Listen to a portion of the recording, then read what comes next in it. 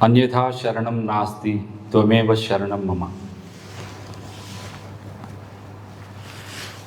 Loving Sai Ram, everyone. A very good morning to all of you. I got this opportunity to speak in front of all my Sai family members. For a few months I've been getting a lot of thoughts, all inspirations, all different messages from Swami. Whenever I sat through meditation, I got a flurry of thoughts, and I thought I would share this, because every time I sat down for a meditation session, or even beyond that, whenever I sat down and thought about Swami, what is my, what should I do? Whenever I did not have the inspiration, Swami always came to my rescue. So what I noticed was, at every point of time, whenever I thought I needed something, whenever I needed guidance, there was a Sai message. I wanted to title today's talk as Sai Experiences, Sai Miracles, especially when I thought I should title this as Sai Miracles. Just about 30 minutes later, I saw a YouTube video wherein one gentleman was talking about Swami and then said, Swami is not just miracles. Swami is beyond this. Swami is beyond our comprehension. So I thought, maybe I should think about different title. And what about Sai message? So as soon as I thought that, I got a message from Nirmala Aunty that she has a beautiful Sai message for Guru Purnima. That's again sign that Swami has been listening to my thoughts and he gave me direction. I wanted to include Professor Nanjunaya's question, and I got a forward from Brother Sanjay about speech from Professor Nanjunaya.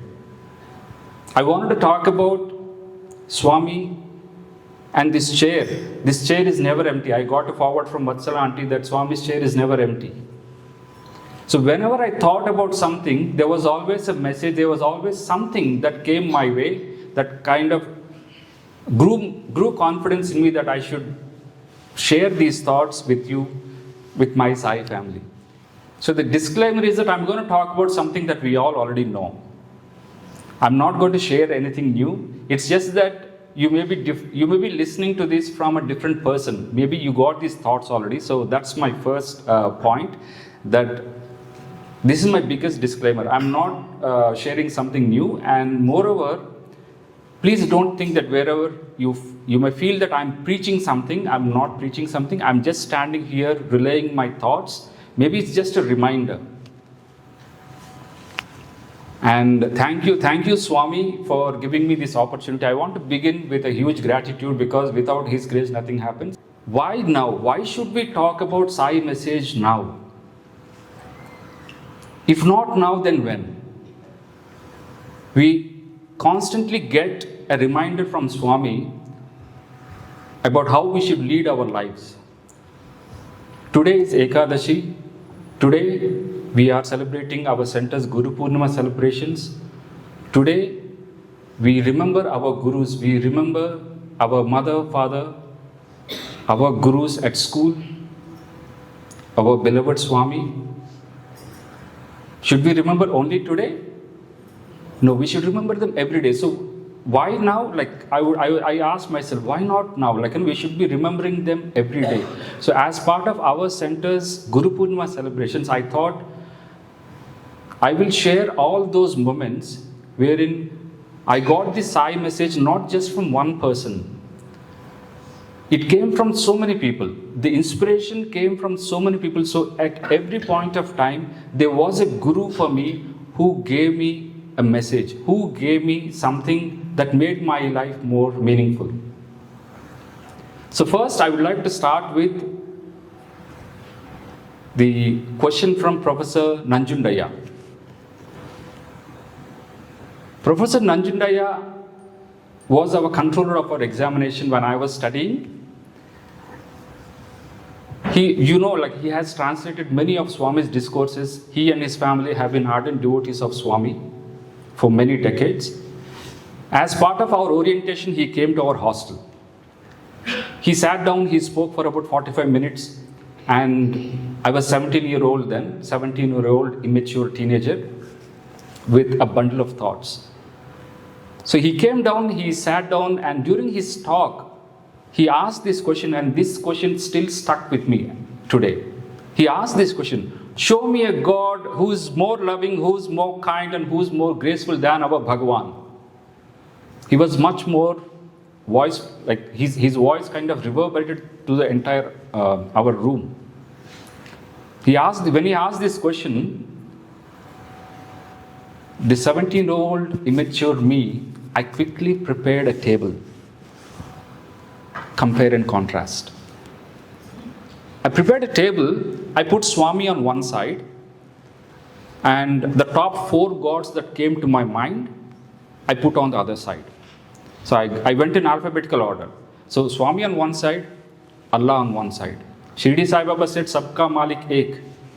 Swami also said, God is one. So they get same points. Jesus said, love thy neighbor.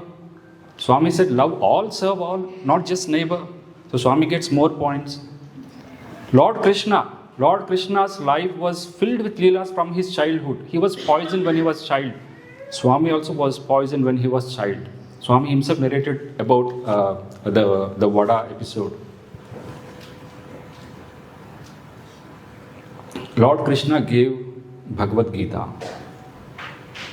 1. Our Swami gave so many Vahini series. So Swami got more points in my view. And Lord Rama's name is so powerful that Sri Parameshwara himself said, Sri Rama Rama Rameti Rame Rame Manorame Sahasranama Tattulyam Rama Nama Varanane. Reciting the powerful name of Lord Rama is equivalent to chanting all the 1,000 names of Sri Mahavishnu.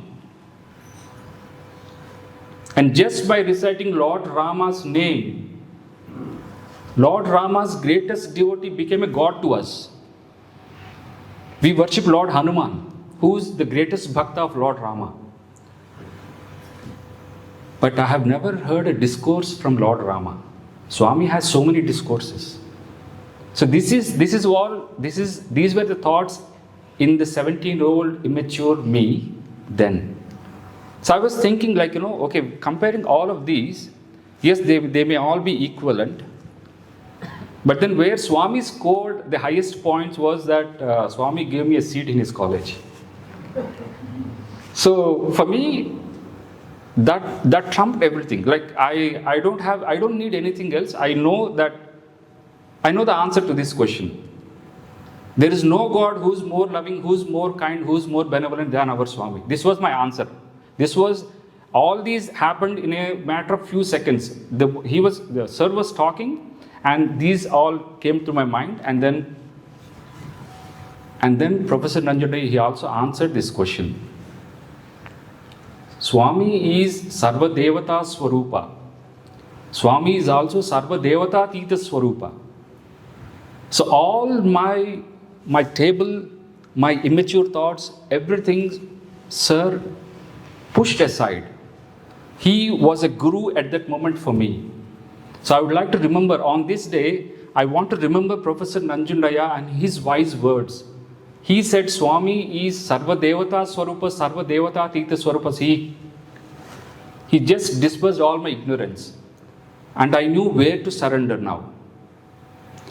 Professor Nanjunaya also said in that talk, and also in many of his talks later, he spoke about Swami's words, Veda Vaku. He said, Swami's words never fail. There is always a hidden message in Swami's words. It is up to us to search for it. If you search for it, it will become absolutely crystal clear to you. But sometimes you may miss them. So it happens. It happened. This was a beautiful experience when we were students. Swami suddenly stopped talking to all the students because apparently some devotees have complained to Swami that students whenever they come for darshan, they run, they kind of compete with each other for seats. So it's it disturbs their peace of mind. So Swami said, students, you lack devotion, you lack discipline. So Swami stopped talking to us. We thought, Swami stopped talking to us, at least we are getting chance for darshan. So we used to come for darshan, sit quietly, plead Swami, Swami please talk to us. Swami would not talk to us. So we thought, okay, at least we are getting Pada Namaskar, because he would walk across the students. So we know that we can steal our chance to get Pada Namaskar. Then what Swami did, he would spend most of the time on the ladies' side. He would quickly walk through the students, spend most of the time on gents' side. So then we thought, okay, we are not getting Pada Namaskar, we are not getting that time, but at least we are getting to see Swami, at least we are getting his darshan. And then we got a message from our warden said that exams are coming. So Swami said, all students, don't come for darshan, you sit and study. Prepare well for your exams, because I'm concerned for your parents. Exams were over, and as soon as the exams were over, we all rushed to Mandir. Swami again was not talking to us. We were we were pleading, we were praying inside, Swami please talk to us, Swami please talk to us. And Swami would not talk. And it went on for a few days, and one evening, unplanned, there were a couple of MBA boys and some senior students. Swami finished the interview, Swami stepped out. As soon as Swami stepped out, this was before bhajans, as soon as Swami stepped out, they all rushed towards Swami. So imagine, as soon as first 20 students went, about 50 and 100 students followed. Everybody, we were around Swami, Swami, please talk to us, Swami, please talk. We were pleading Swami. And that moment, Swami listened.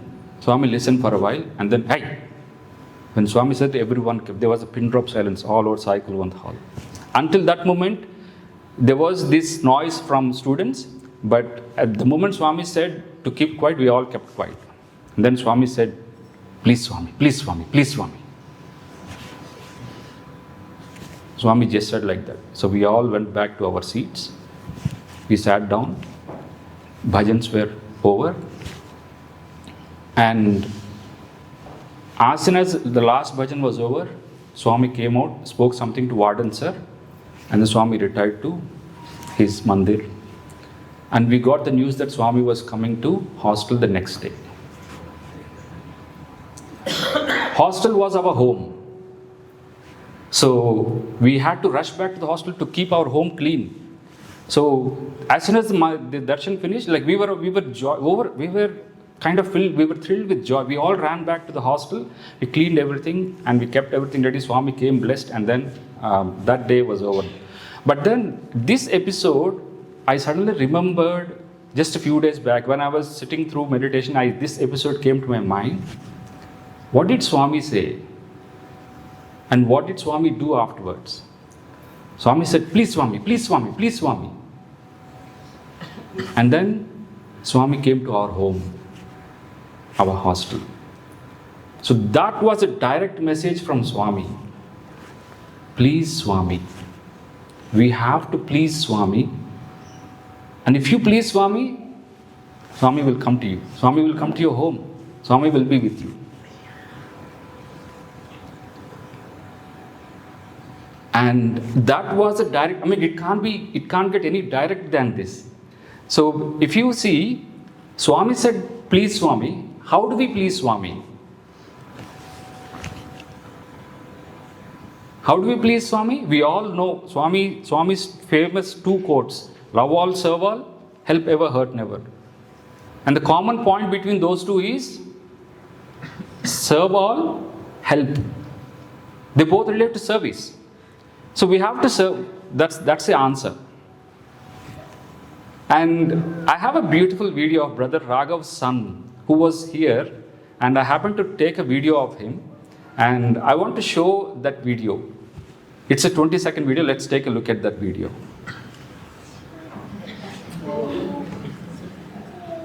So there's no audio in this, but you can see he carried a chair.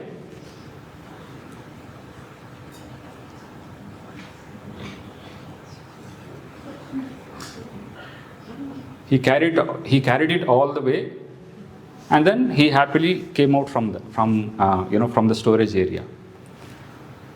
He was a guru for me at that moment. He said, as I reflect on that 20-second video, what I learned was that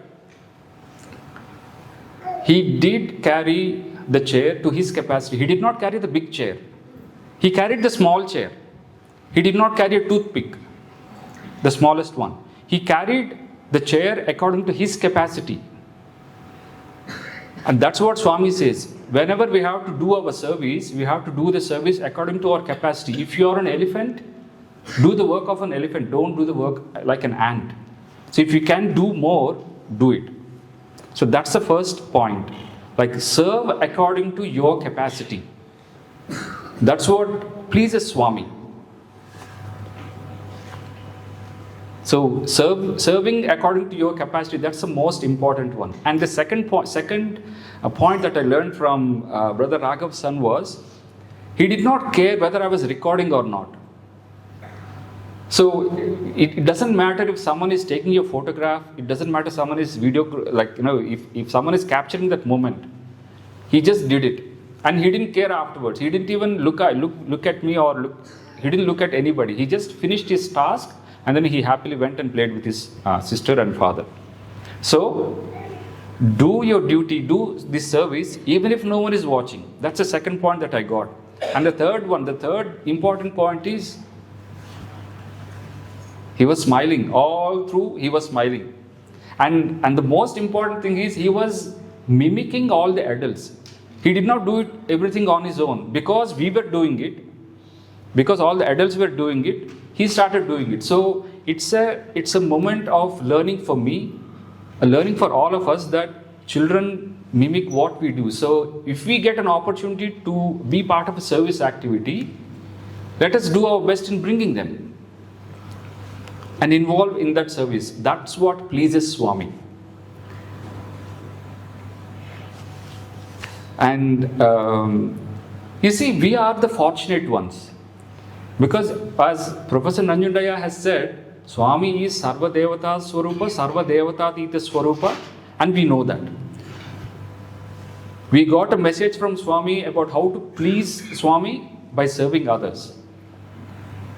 Now we know all of these, so aren't we the fortunate ones? If we were to place ourselves, so we are all assembled here, if we are to place ourselves somewhere, where do we place us? So in this whole wide world, there are many people. So there are many people who have never heard about Swami. Compared to them, Swami will definitely bless them as God. He takes care of everyone's needs. But compared to them, we know about Swami, we know about the path forward. We know that serving others will lead us to liberation. Compared to them, aren't we the fortunate ones? The next one. People who have heard about Swami, but they're not in Swami's fold. May Swami bless them as well. But even compared to them, like even someone may have heard about Swami, but as a Sai organization, we get many opportunities to be part of service activities, and we know that serving others will lead to Swami. So we are the fortunate ones. And then the third category is people who believe that Swami is God. Who believes that Swami is God? We all believe that Swami is God. It's an obvious answer, right? Whenever a flower falls, whenever Vibhuti appears on photograph, we see that as a miracle.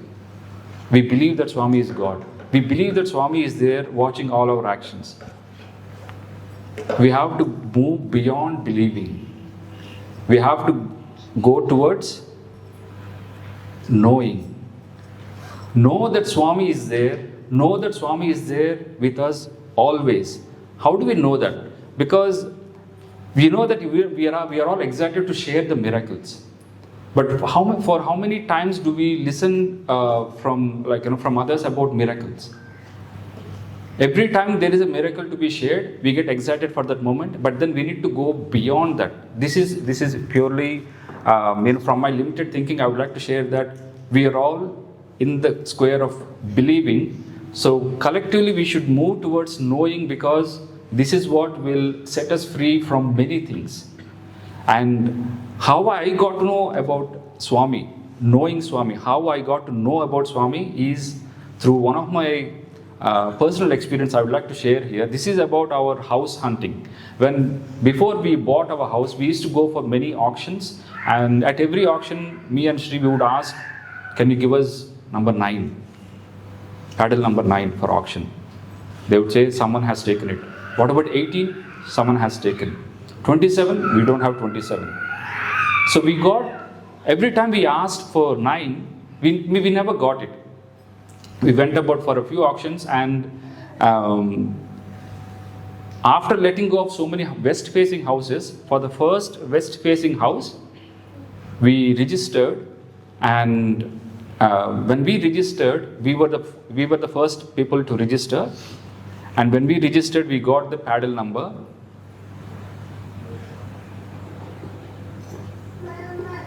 9. We didn't expect. We didn't ask. I just offered a prayer to Swami. Swami, if this is what you're blessing us with, please show me yourself. Show me a sign. Give me a sign. This is what I would ask. Give me a sign, Swami, that my belief is restored. So we got paddle number 9. I was excited. I related to Sri, and when I called my brother and then I told him we got number 9, he was like, "Ore, tummudu chindra." Meaning, hey man, you got 9. He was very excited. But that didn't end there. I went to the bank to get a check. There were 3 people in front of me. There were 4 counters. There was a person directing everyone to go to the counter. I was asked to go to a specific counter. I went there. I couldn't see the lady fully, her name tag, because there was a monitor in front of her. And I told her that I need this check.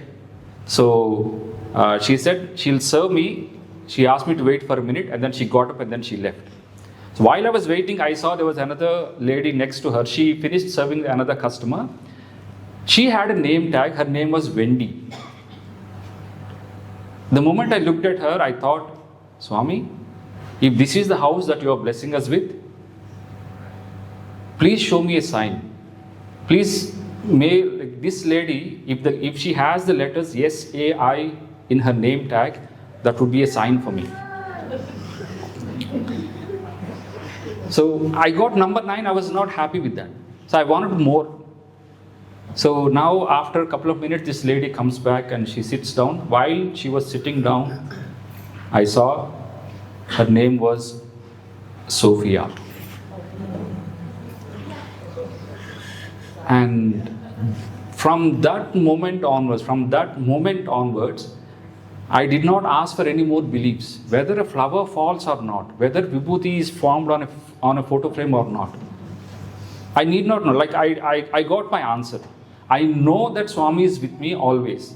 All I had to do was, I just have to carry him. I just have to be in his service. I just have to involve myself. I just have to do my bit in whatever I can, without hurting others and selflessly. And this was the message that Swami got. Even though Swami was not there physically with me at that specific moment, he gave me guidance, that he blessed me, and that kind of showed his presence, his omniscience, his omnipotence and omnipresence, that Swami listens to all of our prayers, however big or small it is. So this was my knowing about Swami, that Swami is always there with us, and we know that that chair is never empty. So whenever we think about, and at the end of the session, whenever we are leaving, please let us all take Swami with us. This Swami, who has been blessing us all these days, he will continue to bless us. So now I want to talk about, why are we talking about Swami and knowing Swami, who is our true Guru today. Today, this time, this period, we all know that Swami's centenary birthday, 100th birthday is coming. 100 years of avatar, it's a big feat. It's a big celebration for all of us.